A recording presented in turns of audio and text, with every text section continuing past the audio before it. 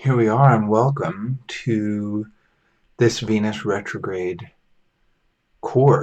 mini course. I think it's actually probably will end up being a proper course. Want to thank so many people for joining and hopping on board. I always like it when there's a little bit of a group to work through this material. It's a lot of fun in that way, and really look forward to hearing your insights and things that you're getting from the things I'm sharing, and also things that maybe are relevant to you that I'm not talking about. But as always, I have a slow gin and tonic, which the elderly neighbor lady above me gave me for Christmas. So, with the slow gin at least. So, cheers and happy Christmas. I hope happy retrograde. I hope you dance it with grace. And yeah, all the best to you.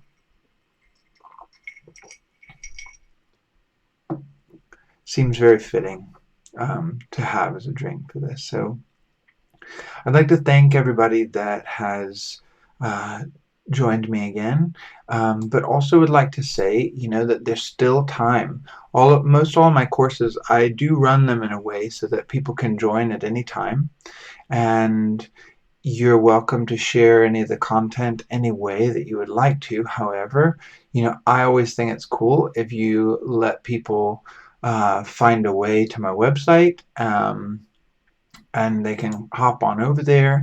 They can find their way to the website, and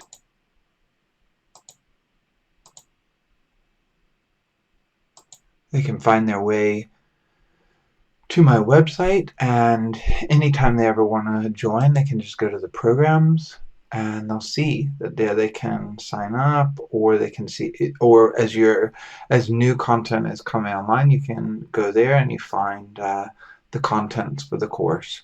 I think that what I wanted to really share with everyone was the fact that the more people are able to access it from here, they will end up getting access to everything that I end up doing throughout the whole course, and that'll be great. So please share the course, share the video, and all the places that you might want to share it.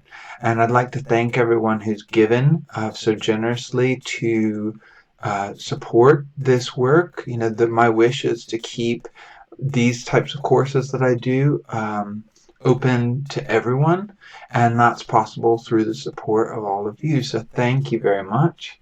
And even if your support is your attention and you sharing the work that I'm doing, I appreciate that greatly too. But thanks for those that gave monetarily. And if you find what I'm doing useful here, you can always consider giving if you're in a position to do so. Your support is what makes this possible. So, also another way that you can help make this material readily available to all is through checking out some of my Venus-focused astrology consults and card readings.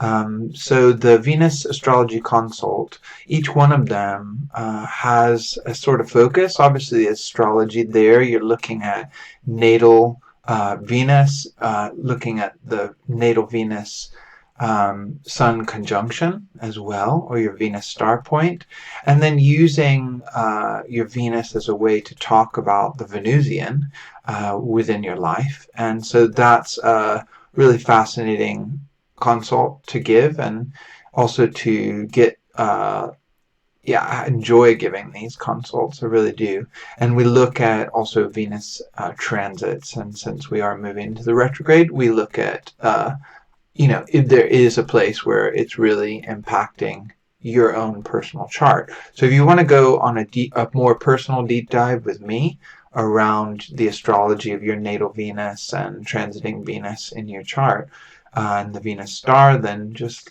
do check that out. There's also a cartomancy reading or a card reading that I offer, which helps us look at some of the features of your Venus retrograde, or again looking at your relationship with the Venusian in the current moment that you're in or over your whole life. So if you have Venusian questions, it's an excellent time to ask them. I'll leave you to consider what those questions might be. And then lastly, I do have a bundle or a special, the Urania special, that is or Urania collection, I think is what I called it, is going to include those two and also my mini natal consult as part of it as well. So that's always an option if you're interested in doing a deep dive with me. But I think many of you are very versed in astrology and card reading already, I would imagine. So in that way, please feel that this is a moment to be inspired to dig a little deeper. And if there's something that I'm mentioning here that might help you to go deeper with the investigations of your own astrology of the Venus retrograde, then you should definitely do that. And I also have some really amazing Venus talismans that I made while Venus was in Pisces back in 2019, and I'll share some details about those for anyone that's interested. I finally found the absolute perfect home for them to be in, and I finally felt very good about the final form that they ended up at least taking within the work that I've done with them. So if you're interested in those, there'll be some details about those coming soon. So just to turn more to the course specifically, the course is to help us to find the symbolic and what is also the storied aspect of this time, and to look at it in most directly in as it relates as a whole thing.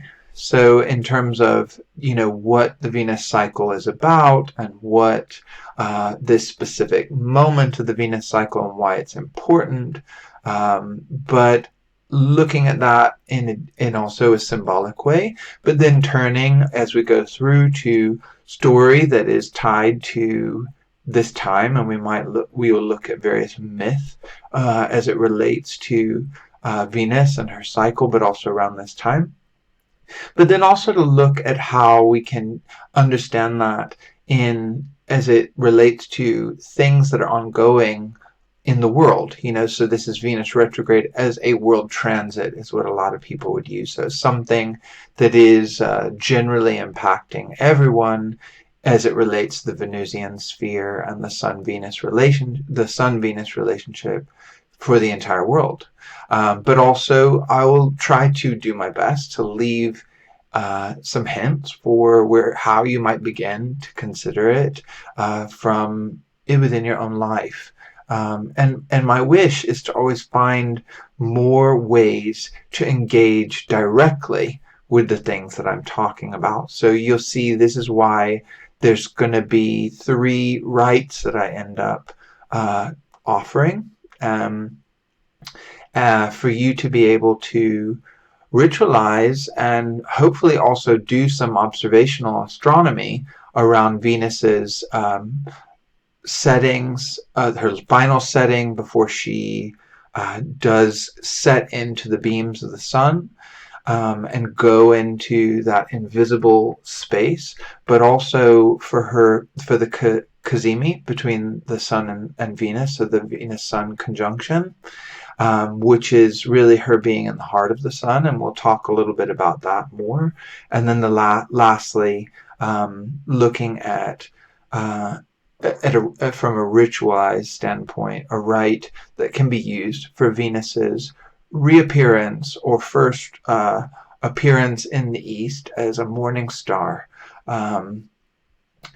So this is my wish, is to help you find ways to engage more directly with this story, so that it does become a little bit of less just hearing about it and thinking about it, and actually applying some getting some hands dirty and feeling what you receive from it. Because the more we do this, I feel like this is a missing key to a lot of the astrology that a lot of us are engaged in. I think there's 2 of them. One is observational astronomy, and the other is what I would call astral magic, where you're engaging with the spirits of time as it's unfolding for us, and the spirit of the Earth-Sky relationship. So the last I've taught this particular course. I think this will be the fourth iteration of this course.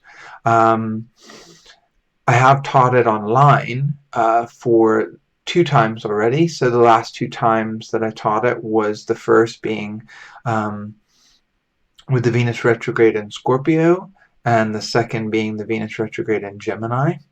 But what's been interesting to me is that each time that I've worked with it on my own, or have also taught on it, each time the retrograde is inside of a nocturnal sign, which this might become a little bit more obvious about why I've done this, but when it's been in a nocturnal sign, I've ended up going underground to very fascinating and very mysterious places. And so with the Venus retrograde in Scorpio, I've used these places as ways to help me understand the process of what it means for Venus to go from being an evening star to a morning star. And part of that is the journey into the underworld, or the invisible. And each time it's been in a feminine sign, or a nocturnal feminine sign. It's been interesting to see how I've ended up going to these underground spaces. And the first on Venus and Scorpio was at Rosslyn Chapel, which has a really interesting crypt. There's not a lot going on in it, but when you see where the crypt is and the sort of ways in which the mathematics behind, especially as you might talk about the rose and its relationship to Rosslyn Chapel, but then entering the crypt of that place.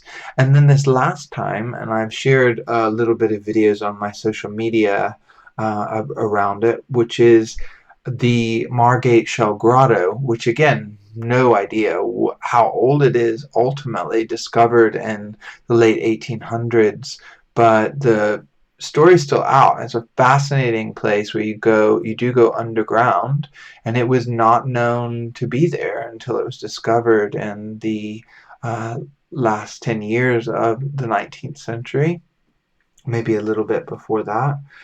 No, that's right, 1835. But it's again a shell grotto, so it's a chamber that has a circular chamber that leads to a central space. It's very symbolically laden, and obviously, in my opinion, has ritual implications because of the architecture of the space. But we'll be playing with that a little bit. But I like to find places to ground this work that I'm doing with you, and this is one of the places that we will learn about. So let's start to turn our attention a little bit to the specifics of how we want to frame the beginning of this, which is that retrogrades are occurring. Obviously, the idea is that there's a relationship ultimately between the Earth, that a planet, and the sun, and the way in which the motion of the Earth, the motion of that other planet, as we move around the sun together, making it appear like a planet is moving backwards and then disappearing. And I'll show some stuff that is going to kind of help us to see this a little bit better. I'll see if I can get that up for us while I'm talking. But the point that I wanted to get to about it was that retrogrades generally involve that backwards motion. You know, the planets are normally going forward in their motion, but then suddenly they start to go backwards.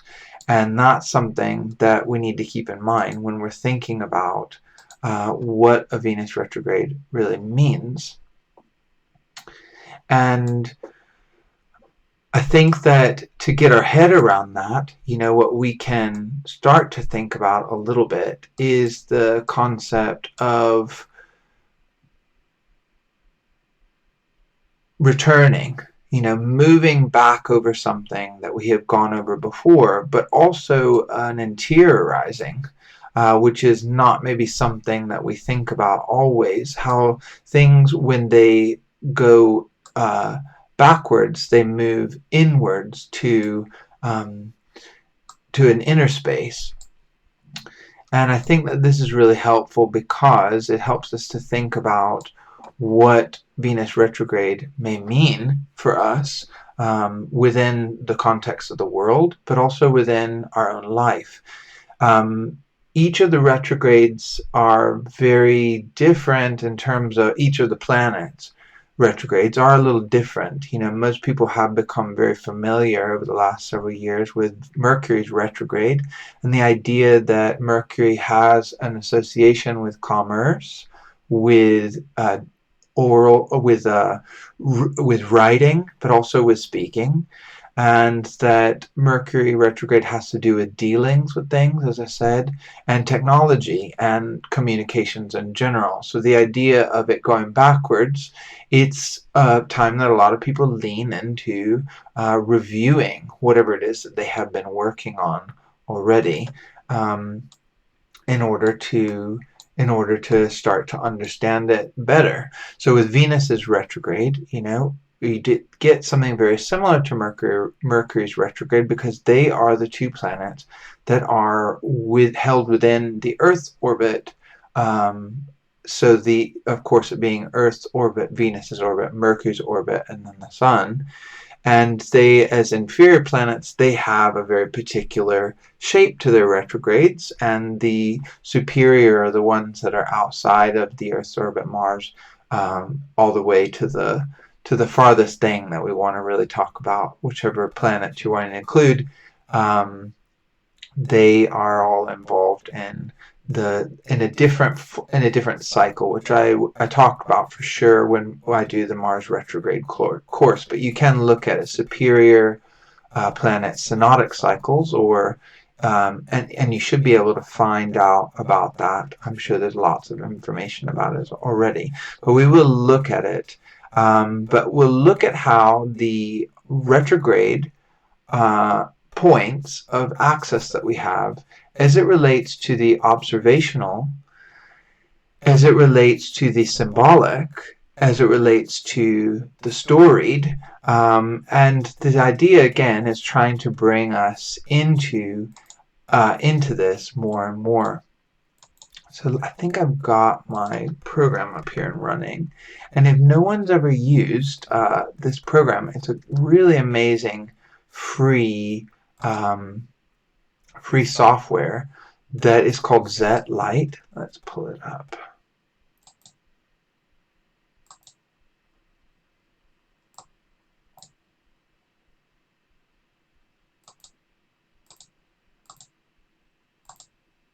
There we go.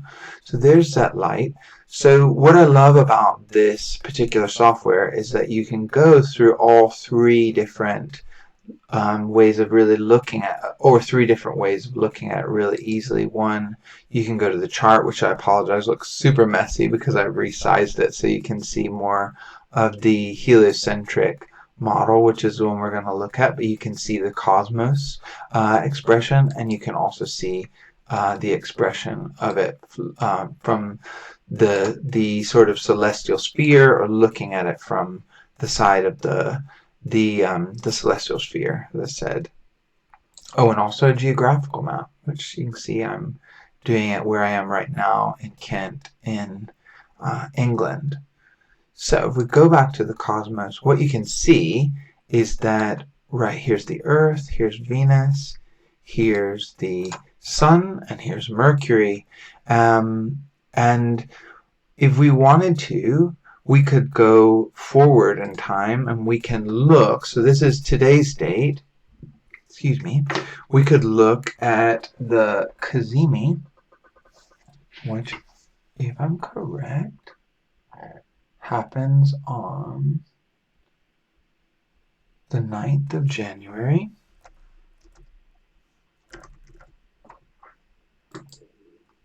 Okay, and so here's what we're seeing. For the inferior conjunction, which is inferior conjunction is when Venus goes from being a morning star to being an evening star. And this again is speaking about the Earth Venus Sun relationship. So we'll see that at that time, that they are lining up together. So Venus is closer to the Earth than she would be normally. The superior conjunction is when Venus goes from being an evening star to being a morning star again. And then the process starts over.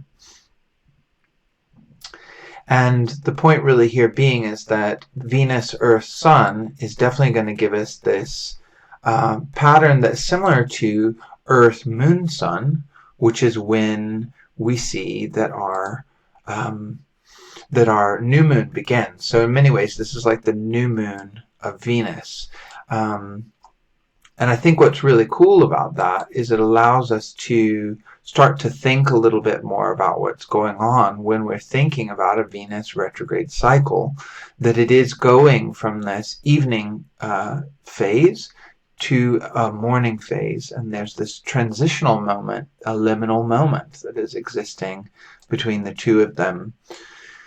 So the conjunctions happen twice within that cycle. One, the inferior conjunction, where Venus is closer to the Earth, it's Earth, Venus, Sun, is the new moon of Venus's cycle, whereas the superior conjunction, the Sun Venus cazimi, where it's the superior conjunction, we now have Earth, Sun, Venus. And in that way, Venus is kind of as far away from us as she possibly can get. And we'll look a little bit about what that means, that transition from going into a more celestial or far away from us sort of expression to one that is closer or more terrestrial around what Venus means symbolically with her retrograde. But this is what we have to understand. And the other thing is from an observational perspective, which I think we could probably look at now and would help us to frame this a little bit better. Let me see. Just seeing where it's the best place to start. I think I did this a little bit backwards. Yes, I did. All right. So,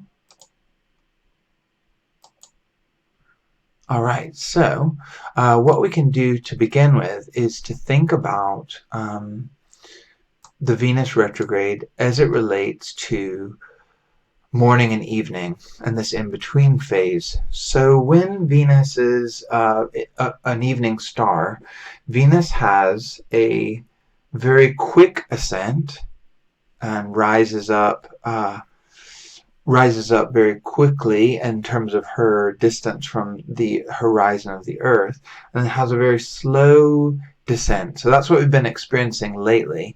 And if you've had a chance, which you still will be able to do this, and we'll look at the dates at which this change will occur and be totally effective. But here we're seeing Venus as an evening star. It's a lovely picture of her with a waxing moon as well. And we can start to think about the differences that seeing Venus being present as like this one of the brightest things. I mean, Venus is typically, she does show a face in terms of the phases, which we'll look at in a moment. But the point is still her magnitude or her brightness in the sky is generally the third brightest thing in our sky. So we have the sun, obviously the moon when the moon is visible, and we have Venus and then Jupiter next. But in the evening, there is this beautiful, tranquil, glittering expression. And because Venus does rejoice in the night sky, it is associated with a lot of things that we think as quintessentially Venus. And we'll look at what those things might be in just a moment. Whereas then Venus in the morning is there before the sun has come up. So the idea is that she's sort of showing up before the sun has even shown up. So there's a little bit of an early bird gets the worm type of thing. We do see like a more direct, more involved expression, which does match also that idea of Venus being closer to the Earth, and she is moving closer to the Earth now. Obviously, has moved quite close already to the Earth, but will come closest at the Cazimi. And then we'll start to move further away again in the latter part of the beginning of her cycle between that inferior conjunction and the superior conjunction. But here we'll be seen rising before the sun, and will be sort of again expressing almost like a more involved, we might even say like dominant sort of position. Now this is a really great image, and there are a few of these in various places, and this is by a guy named Larry Cohen. I am a big fan of Earth Sky, the website earthsky.com or .org, can't remember, but this is helping us see, and this is the last it's the last time that it is one of the last times that Venus went retrograde, and so what we're seeing is how one, the size of Venus is changing, but also her proximity. So this is the thing about, size by face. Here we're seeing how it is moving into like a waning phase. Venus is actually starting to wane, and then then we get closer and closer to that conjunction with the sun. But also is doing this lovely loop in the sky. And I often think about how it is sort of looping. It's not so much a going backwards in the way that we normally think about it. It's actually, it does get that sense of more of like a spiral that is starting to happen. And this is sort of representing Venus at 30 minutes before sunrise each time. And is just showing the disappearance of Venus in her crescent phase, her waning crescent phase, and then also that shape. And so something to help us get our head around all of this, and this is more maybe the technical side of things, but I do think it's important. Is we have this, and I'll make sure this will all be in a PDF, which you can download as well. But Venus can get, and this is really relating to the astrology of it, Venus can get 48 degrees from the sun, and it's called the greatest elongation. But goes through a whole bunch of phases. So the one that we're about to have really is at the bottom, which is we're going from Venus as evening star to Venus as having her evening set in the west. And we'll talk about this a little bit when we look at some of the timelines, but the thing I want to say to you now is that this 15 degrees is an important number for the sun, as it relates to the sun, because it's thought, in some ways that the orb of the sun is sort of like 30 degrees. So if you look at half of it, it's 15. And however, though, that evening set in the west, or the evening set in the west is, and also the morning set in the east, when we're talking about going halfway through, is going to depend, when that actually happens, is going to depend on your local place. So the place that you are in, and it's your latitude, is really what can affect it greatly. And So in this way, you do have to actually, this is what I encourage you, especially if you live in a drier place. I live in a very wet place, so I might get, if I'm lucky, I get about one sunset every 2 weeks where I can see Venus really clearly, but it's not very predictable actually in that way. But it doesn't mean I don't go out though, because I just always go out to look anyway, because it's not too much to go out and try to see if I can see Venus setting still or showing herself as an evening star. But the 15 degrees is something that gets used. I call it like the astrological evening set in the West. And this is the idea of it's laying hidden now. It's now invisible. It is going into that unknown phase. The underworld and into the more interior, or drawing closer, as well as another one. It's definitely an important moment for Venus.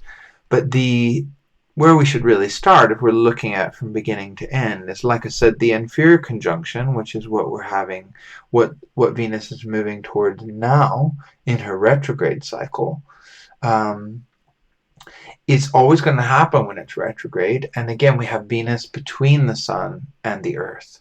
And this is also known as the cazimi, which is, depending on your definition, depends, like degree or less of a distance between Venus and the Sun. And then the next solar phase would be when we would have the morning rise in the east. Roughly, again, same things I said about the 15 degrees from the Sun. It's going to be very close to the direct station, which is where Venus is stationing. Is going to mean that Venus is slowing down. It's not moving very much.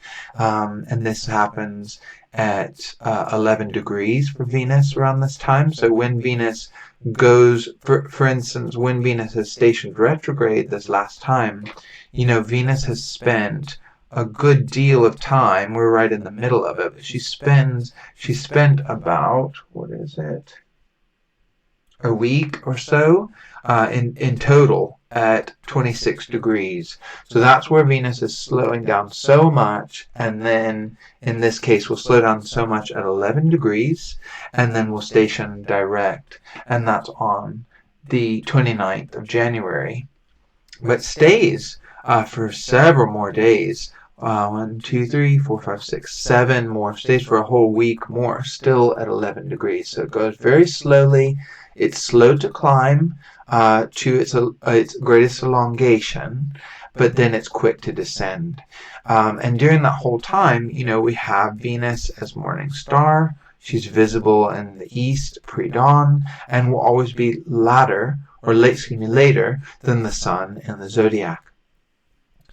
So the next little bit that we have that starts to change again is we have the morning set in the east, or the heliacal morning setting of Venus in the east. We said it before, that 15 degrees, now moving into the lying hidden invisible phase, but has been going direct the entire time. So it's moving directly into the beams of the Sun. And in that way, yes, it's an interesting thing, a lot of nuance there if you think about what's going on. But then we have the superior conjunction with the Sun. It's always direct at this point.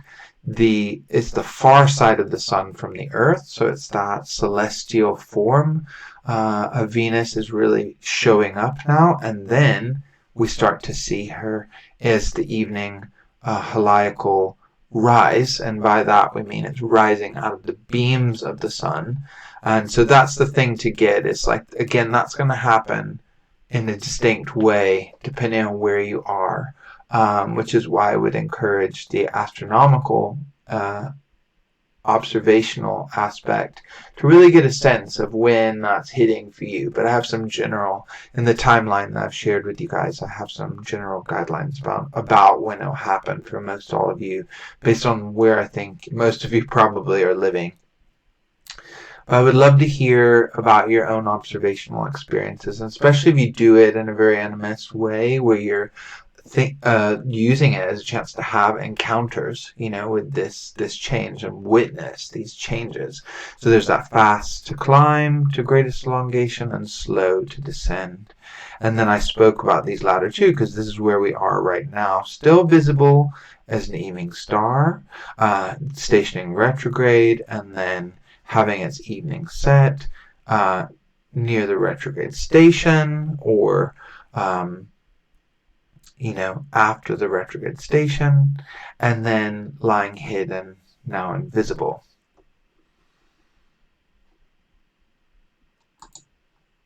So here's some things I think are really important that people have probably sat with before, and I think I got this right. Yeah, here we go.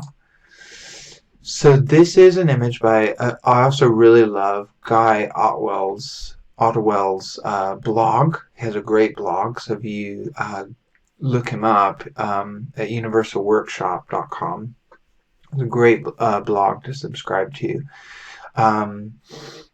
And so here's the 5 petals of Venus over 8 years. So we're seeing kind of a larger thing that's going on, and at some point I will do a video on how this is important, but if I don't get to talk to it in detail later, I did want to make sure that I'm able to share it now. And we'll look at how this is created in a moment. Maybe we do that first, and then we'll look at this. So here is the video of it. Oh, that's right. I apologize. Let's go back to this. So again, this is the, and there's a video of it that should be embedded underneath the video that you're watching now if you want to check it out. And what we're seeing is the relationship between the Earth, which is here in the middle of this, the Sun, which is obviously this outer ring, and Venus, which is the spiraling form that's there.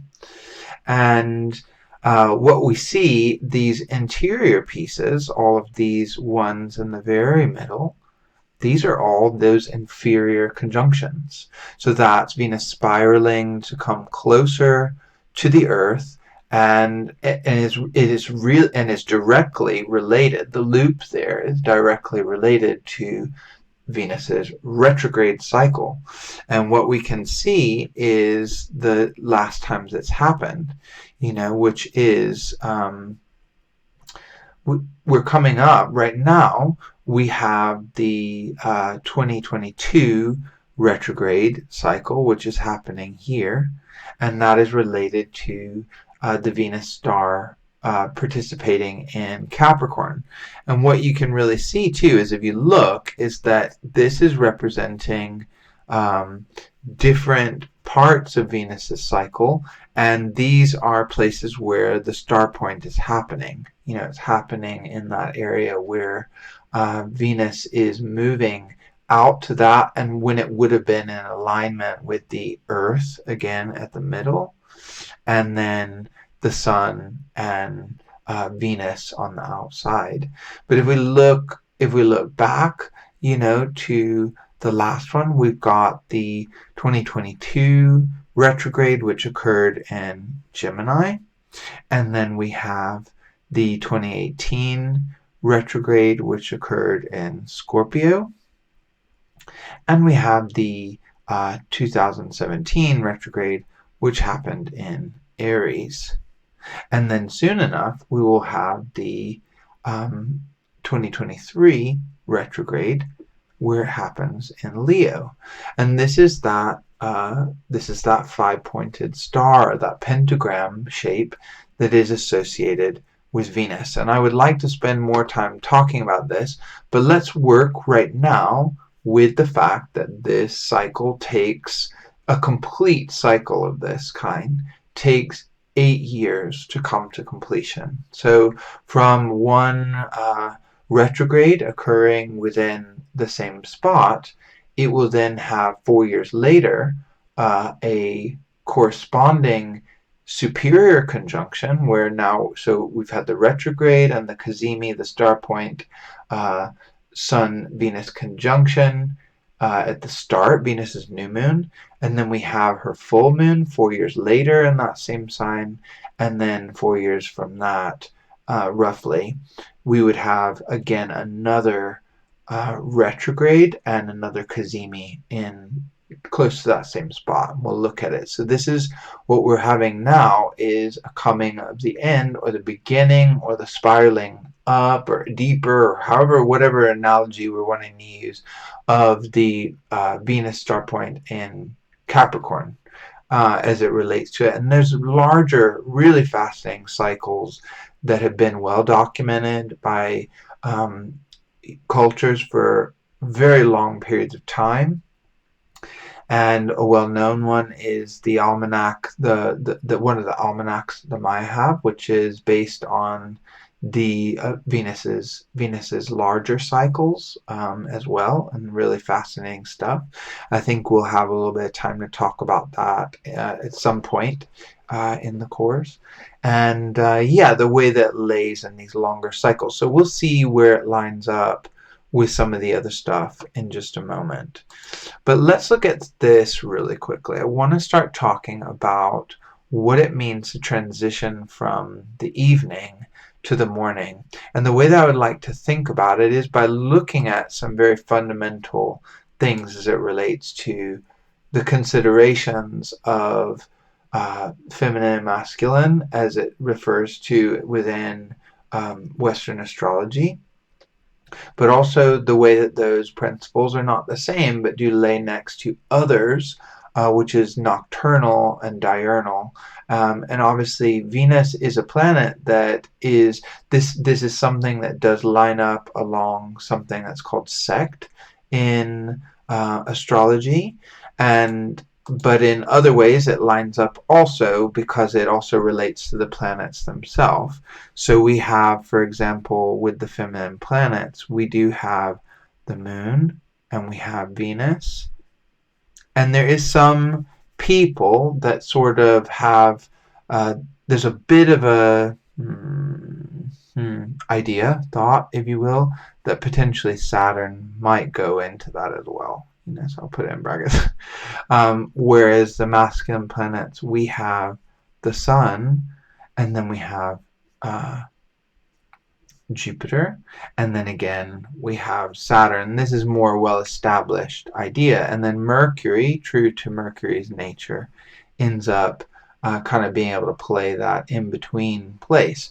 But similarly, we have nocturnal planets, and they do line up along the same way, whereas Mercury's, the interesting thing about Mercury is Mercury's solar phase really is going to determine, and also considerations like what sign Mercury's in is speaking about as well, like in the fire and the air signs has a more masculine diurnal expression, but it's really his solar phase. Does he rise before the sun or after the sun, or is he laying hidden? That's also maybe another way to think about it.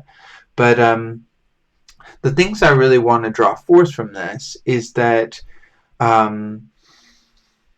the nocturnal, and there's a gazillion other words that we could really look at this, is that, and I think it's interesting because some of these words, you can switch some of them, like the in-out thing, inwardly focused, outwardly focused. So it's about, a lot of this comes from natal work, is that there is something about going inside that is also about going to a deeper form of relating to things. So you could think of it as also going out, and that idea of the thing that would also go on this list, which is the celestial, as it relates to that category. And that's again that idea of Venus's superior conjunction, where she becomes the evening star through it. And now we're going from the evening star to the day star. So we're moving from a sort of cosmic focus or an inward focus, but also has a generative quality. It's able to create things in this way that has more to do with sort of a natural form of generation. But also there's this idea, there's a reservation in terms of it's not as direct, or relationality in terms of things aren't as black and white, they're more implicated. So there's like an implicit and an intangible quality to Venus in her evening star phase, whereas moving to the day star, we have that more outwardly focused, and what this would mean is that it's world facing. That's the thing. So I think that one of the way that Ariel Gutman, who is one of the astrologers that has really done so much in terms of the done so much in sort of a application of ancient ideas, but an extending of modern ones around the astrology of Venus's retrograde. Ariel Gutman and her Venus Star Point work is great, and I would definitely, if you're interested in going deeper with someone's work, I do think hers is really profound. And I have like a couple things that I maybe diverge a little bit from some of her stuff, but at the same time, that's just normal. So her work is really, really good. And the thing I would say, though, is what we're changing from is this feminine nocturnal expression of Venus to a more masculine diurnal expression. So it's going towards that more outwardly focused or world facing, and it's come close to the earth and is now it's rising up before the sun. So it's kind of not following the sun anymore. It's sort of asserting its own agenda, early bird getting that worm before the sun comes up. And it has a more structuring. It wants to actually do something to give shape to the world in a more direct way. And the diurnal aspect about, again, directness. There is a bit more black and white around things. Things are more explicit, and there's a focus on what is discernible around things. And I think that's a really important word to sit with. So let's see where we are. Okay, so with that being said, let's look at some other kinds of timelines, because this is what I want to frame it in. So in a way that I think that does lay really nicely over looking at the territory that Capricorn really represents. So we've got Venus. What is Venus? We could talk about Venus in all kinds of ways. But, and especially the interesting thing that the Babylonians and definitely the Maya people definitely recognized was that there was a relationship between love and war when it came to Venus, which is something that in Western astrology, generally we give the war over to Mars. But I have a thing, which is, many people have probably heard this before, I have a thing that I work with, and I love teaching it in my introductory astrology classes, which there will be one coming up in 2022. The point being, though, that I like to think, after investigating it for a long time, and not as long as one can, but for a decent amount of time now, Venus and Mars are two sides of the same coin, and so you can already see this in her expression. But again, the idea of Venus of the morning having more of a direct, marching sort of, or reason to fight for something, reason to be active about something. Venus's morning star having that expression. Venus's evening star having a softer sort of expression. But in terms of Venus as a archetype, if we want to look at it that way, or is what can Venus hold? That's a lot the sphere of Venus. What can Venus hold? And in that way, with Mars, kind of what can they hold together? I think that they hold the potentiality, the activation, and the expression of Eros, really directly. I think they hold this.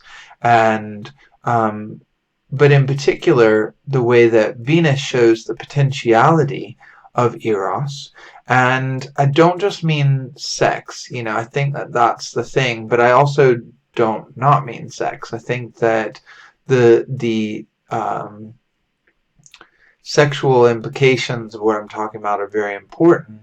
So what is the potentiality of Eros within this context? It is the potentiality to draw close, to be able to receive pleasure and enjoyment, as well as to give it, but it's not maybe giving it in an intense, shovey way. It's like giving it through hospitality, for example, or giving it through providing context in which pleasure can be had, rather than maybe it being so direct and discreet in how its expression would be.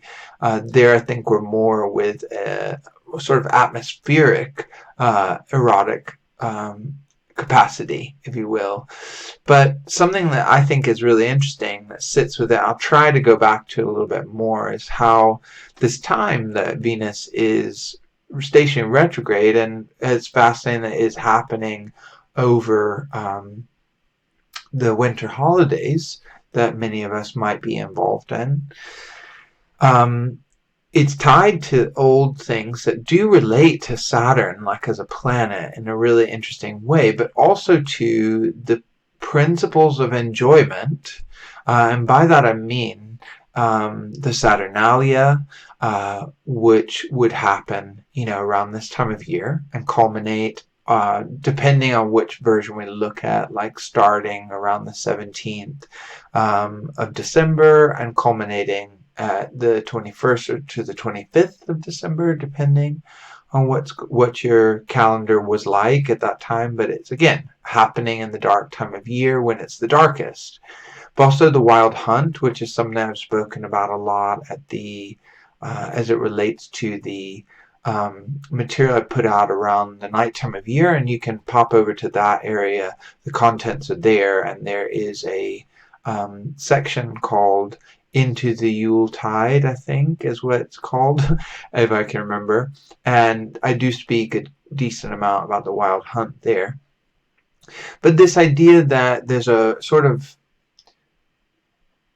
a blossoming of potential for enjoyment at this time that has both a ferocious, a kind of terrifying expression, but also one that is very powerful and ecstatic, and in many ways does lead to public hedonism,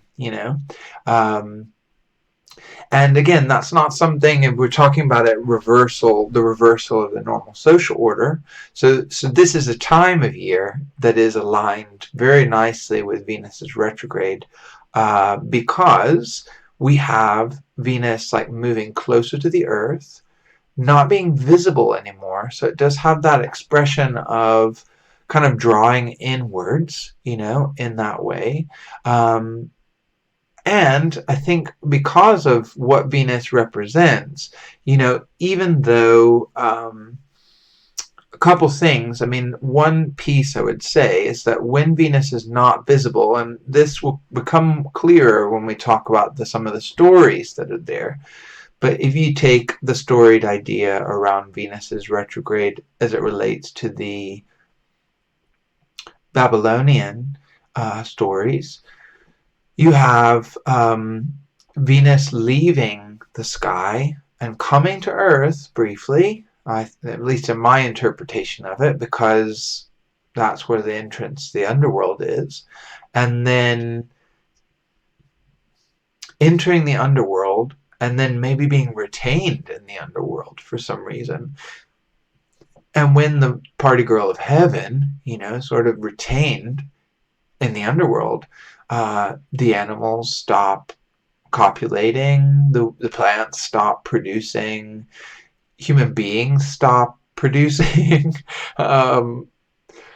Also, there's a lot of people who have interpreted it as the goodwill or the sort of generosity of goodwill, if you will, around the idea of the loving quality that Venus is able to represent is not present in the world at that time. So a lot of people have timed it, yeah, to outbreaks of dissonance, social dissonance, and but also to the point that there is a dissatisfaction with intense things within society, because that's something that's been held at bay for so long by her more keep the generosity of goodwill sort of dynamic going. So there's all these things happening, and that's the thing, is we will struggle, because I mean we live in a big wide world. And so in terms of pinning it down, this is where I'm trying to lay out for you the many ways that the world transit can sort of express. And I think it expresses in both, as this idea right now of like a drawing closer to the experiences that are pleasurable for us, and maybe a time to find that and let go of other things so that we seek it now, and how that lines up with this time of year, which I think is interesting, and also being in a Saturn ruled sign that's tied to the longest nights, and so in that way there is a sort of death aspect to it because of her cycle. It's the very last, you saw the waning crescent, the very last bit of light that Venus has is about to be given up, and she goes dark, to us for sure, and then is reborn in the heart of the sun, and then slowly gains light again, so it goes into a waxing phase until we have a bright full Venus. And so I think in that way, we'll see some things. I'll try to speak to it a little bit more over the next coming videos and try to think about how we can all sit with it. But we have some last little bits to cover before we can finish. Okay, so the territory itself is obviously that of Capricorn. And Capricorn, we know, or most of us will know, is a Saturn-ruled sign. Venus does have her own rulership.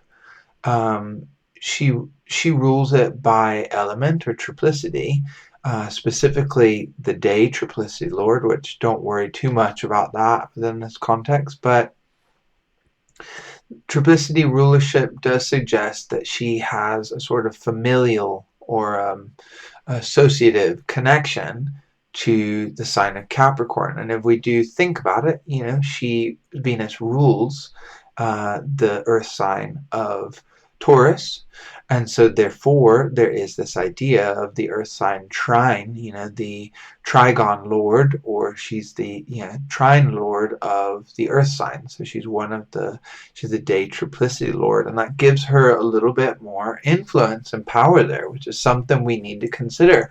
It means that she's a little bit stronger there to assert her desires or her expression in a more Venusian way that we might recognize. And then the other thing I was going to say is, while Venus is inside of her bound, she is also one of the bound lords, and there that's between 15 degrees and 22 degrees of Capricorn. So those 8 degrees, 15, 16, 17, 18, 19, 20, 21, 22. And there she has kind of double dignity in some ways of that variety, because she's the triplicity lord and also the bound lord. That's not where Venus is. It's not where the station occurred. It's also not where the station retrograde occurred.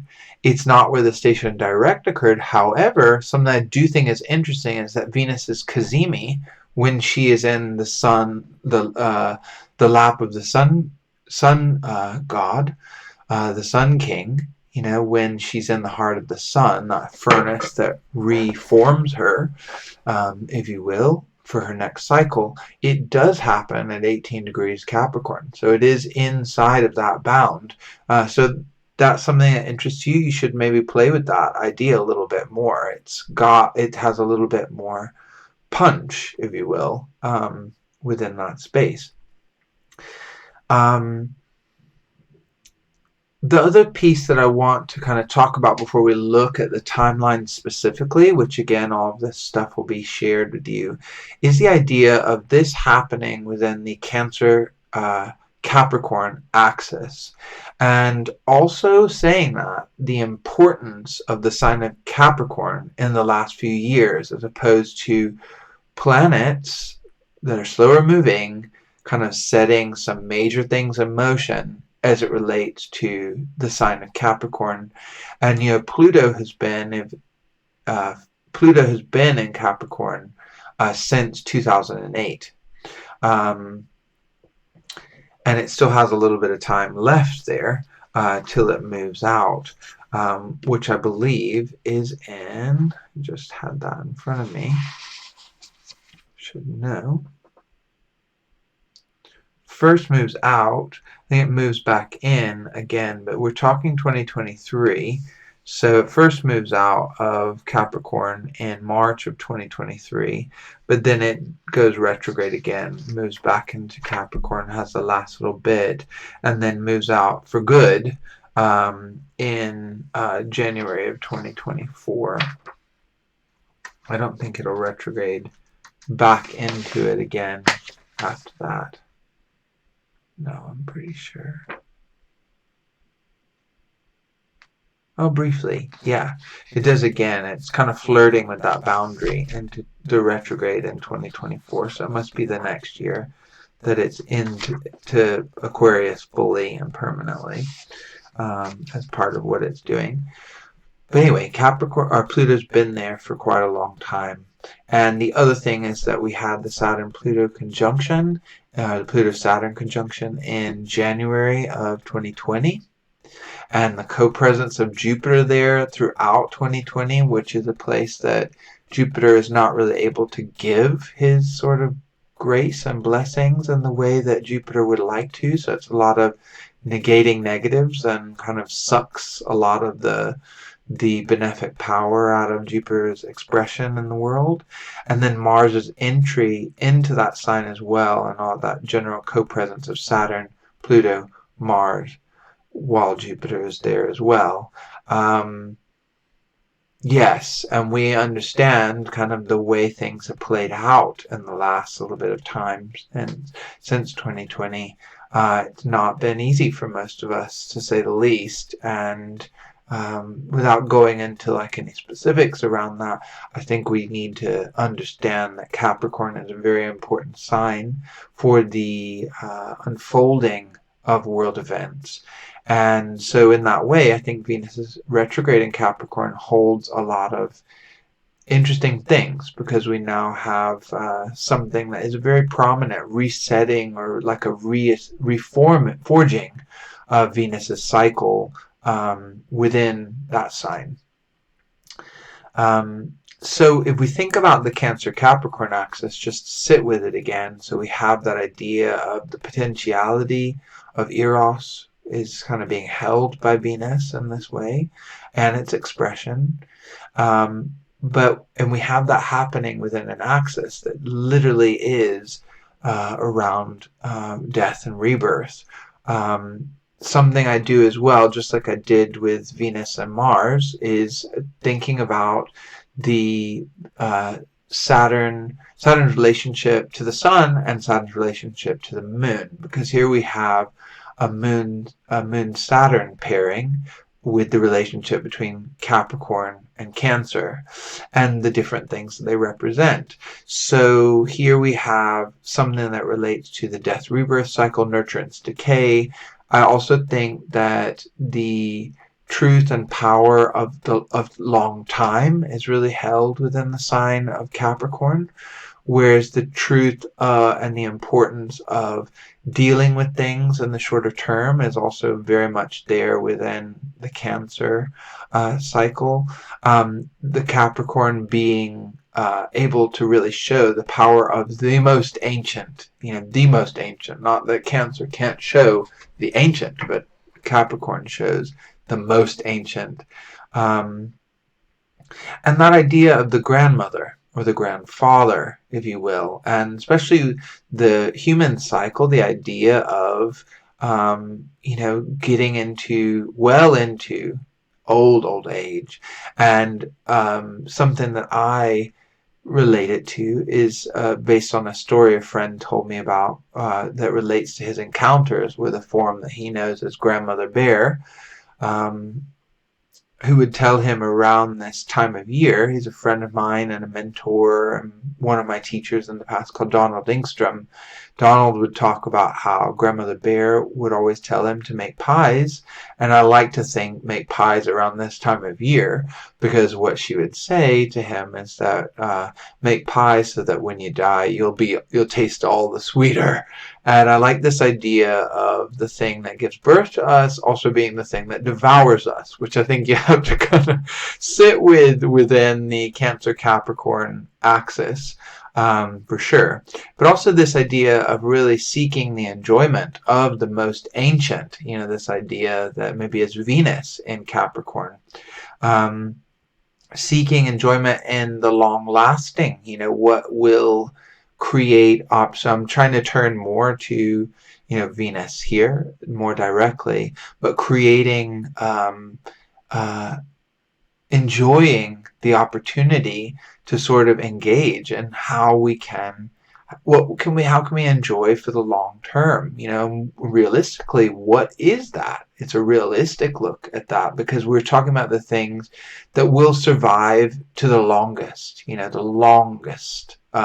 and leave the deepest imprint ultimately in things. And I think enjoying humble pleasures as well as the most supremely decadent, because we talked about the Saturnalian piece, but this may be a time for really trying to find a way to enjoy the humble pleasures, or the simple pleasures, that we can have, and how they touch us in a really deep and powerful way, and are playing along this Saturnian lunar sort of dynamic with Venus, all involved in this. And something just to say here, I meant to probably talk about a little bit more, but pay attention to when the moon, I have the moon phases, the new moon in Capricorn and the full moon in Capricorn listed in the timeline. But in general, if you're a moon watcher, why not watch and pay attention where the moon is? I mean, I think it's really important, but there's a lot of things on the plate, I understand. But the point is, try to pay attention to when the moon is in any of the nocturnal signs, so any of the water or earth signs, because this is when the moon is going to be making different aspects, especially sextiles, trines, oppositions, and then again the other side coming back to the conjunction when it passes over Venus in Capricorn.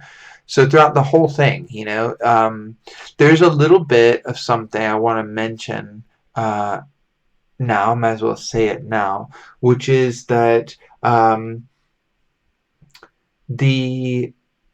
there's some debate. Well, actually, I'm going to hold that because it relates more to horary than anything else. So it's probably not super relevant within this context.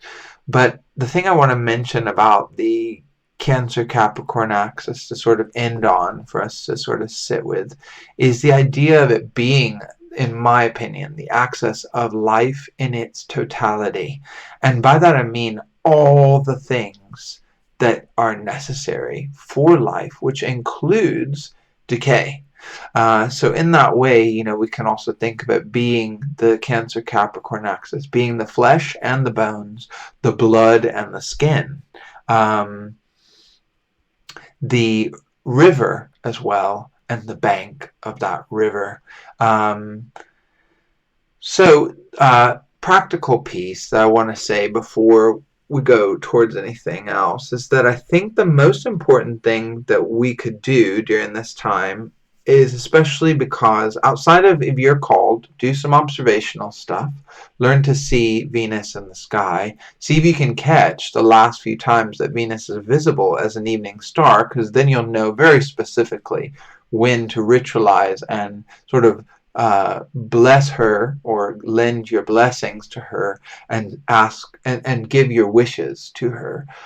Shed your skins with her, if you will, however you want to think of it, as she goes into the underworld or draws closer to the earth, whichever of these symbolisms is really working for you, and then encounters that rebirth in the furnace of the sun, or the depth of the underworld, and then emerges again. So observational piece, do it. There's so many ways. I'm a big fan of using Star Walk on my phone, but the nice thing about Venus is you just literally have to go outside as the sun's setting and you will see, is she still there or not? It's impossible to miss Venus, in my opinion, if you go out and look to the west, along the band of the ecliptic, the path of the planets and the sun, and moon. If you look at them, look there, you'll see Venus as a evening star. So the observational piece, please, I think it's very important.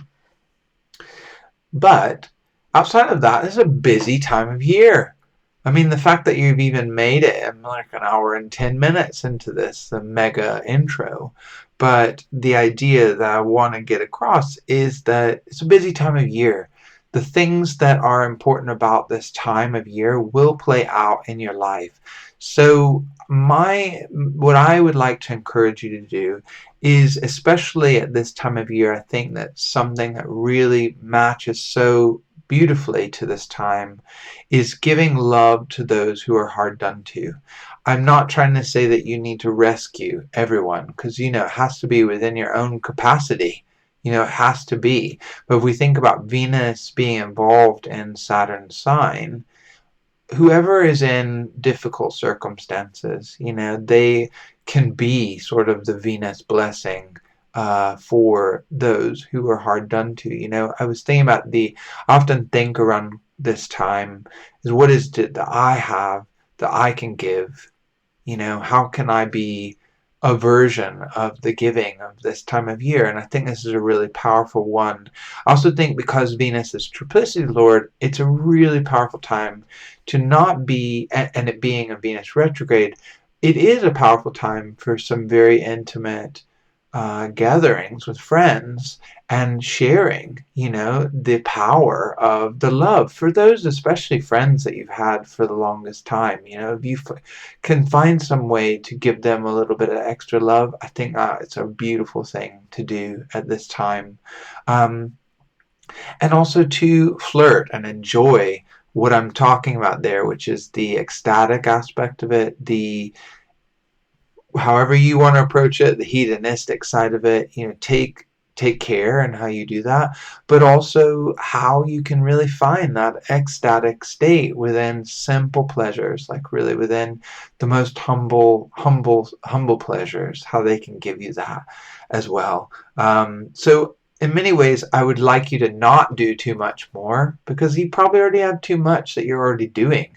But be present for it, because the thing is that, and if you have it in you, look at the timeline, look at the stuff that has already happened, because this is stuff that will happen again as Venus goes retrograde, and this will happen again as she stations direct and moves forward in a little bit of a different way. It's that 3 passes for many of these things, like the conjunctions with Pluto, like the one that we had most recently. You can sit one of the other 2 times of it, and we will talk more about the specific aspects of things that are going on. But before, back in January of 2020, we're talking about a Saturn-Pluto conjunction. It's very different than a Venus-Pluto conjunction. So we'll want to sit with kind of what is that difference and what's important about it. So yes, I'd like you to maybe not do too much more in the end, but keep in mind these things and lean into the symbolic and keep some references. The stereotypical thing that people give around retrogrades, which I don't know how much I would agree with it in this particular one, maybe in another, which I have time to go into, but not to get too invested in heavily remaking yourself now, because you may want to change it later. The other thing is that if you do find that you have that boomerang effect around lovers that return to you, past lovers coming back, that you hold off from committing to the end of time, but at the same point, just like with Mercury's retrograde, sometimes it is the time to commit. It depends a lot on one's own individual natal astrology, really, in the end. But general advice, some general advice. And maybe in the same way is just take care, to uh, in the other ways I spoke about. So the last little bit that I wanted to share with you now is, let me just get it back on. Okay, so I've broken down, there's a larger timeline that is a single page that you can look at. And I have broken that down a little bit, but I just wanted to share with you some of the specifics that's here. And again, this broken down version is there in the PDF of the presentation. But here you can see we've got Venus entering her shadow, which is the place that she will return to, when she leaves her shadow. So in some ways, this is like the fullness of Venus's retrograde path, is kind of involved here. But we have had the most recent station and the retrograde, which is paired with the station and the direct motion of Venus. We have the final Venus set on the eastern horizon, and her first heliacal evening set, which is where she's still visible but disappears into the rays of the sun. So it's like setting into the rays of the sun. There's the astronomical heliacal set, which is that 15-degree mark, the Cazimi, and then it should be in gold, but the Venus at astrological heliacal morning rise. And what I'll do is at the end there is another component that looks just like this that should be here, that's talking about the range of time in which this might be observable and might be something that you actually see. So that's one thing that is there for you, and that's relating to the solar phase and also Venus's retrograde. And then also wanted to just throw out, here are the dates and the positions for Venus-Pluto conjunction. One's already happened, the second is still to come on Christmas Day, and the last comes at the end. So if you want to, you can reflect on things that you noticed around this 11th of December time, to help you understand its 1, 2, 3-ness, if you will. But the idea is that this is showing something that's starting, now we're in the meat of it, and then that's it wrapping up, it's a general way to look at it. And then here are the two lunations in the Capricorn-Cancer axis. So it's good to take note of them because they're important. Here is the specifics that are happening right now. So some things to pay attention to that are just specifically coming up until the end of the month if you want those. And that we've already seen. So with all that said, it kind of brings us to the end, the thing of this video. So the thing I'd like to say again is thank you so much, and you'll be expecting, if you've signed up for the updates, I will send the updates to you via your email, and everything will be there on the website. Please feel free to share everything that you might want to share, and I wish you all the best, and I hope you have, for those of you that are celebrating Yuletide, I hope that you have a very happy Yule and a very happy New Year. You will be getting some more stuff from me before the new year around how you can ritualize the Venus heliacal evening set into the rays of the sun, her entrance into the underworld. And until then, I hope that the Queen of Heaven continues to bless you, and that you have a very powerful and very special Venus retrograde as you rework the Venusian sphere within your life, drawing closer to it, getting to know it better.